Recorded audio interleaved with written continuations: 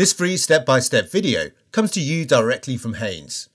You can complete more than 200 jobs on this vehicle when you purchase the complete Haynes online manual at haynes.com. Starter motor.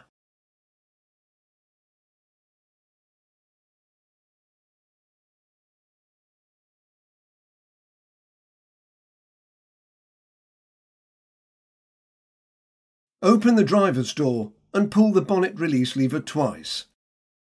Fully raise the bonnet. Pull the rubber weather strip from the bulkhead panel at the rear of the engine compartment. Undo the two plastic nuts. Rotate the fasteners 90 degrees anti-clockwise and remove the left-hand scuttle panel. Slacken the negative lead clamp nut and with a twisting motion, pull the clamp from the battery negative terminal. Depress the clip and disconnect the battery sensor wiring plug.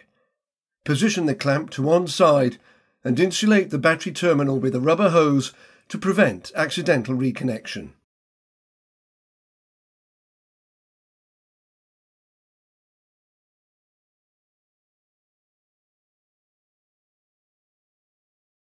As there is limited clearance beneath the vehicle, unless you have access to a special low workshop jack, use pieces of wood as ramps to increase the clearance so that a regular jack can be used. Position the workshop jack head under the rear of the subframe with a piece of wood or rubber to spread the load. Raise the vehicle until the tyres are clear of the ground. Support the vehicle with an axle stand under the sill jacking points, then remove the jack. The engine under tray is secured by various fasteners. Some of these may be torque screws, and some may have an hexagonal head.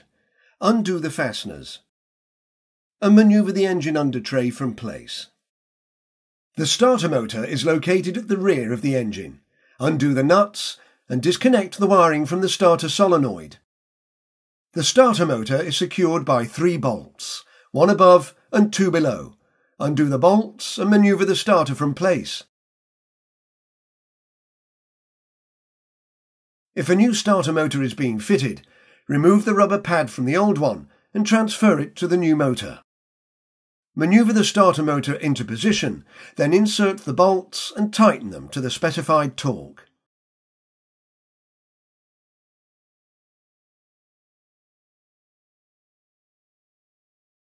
Reconnect the wiring terminals to the solenoid, then tighten the retaining nuts securely. Manoeuvre the tray into position under the vehicle, then insert and tighten the fasteners.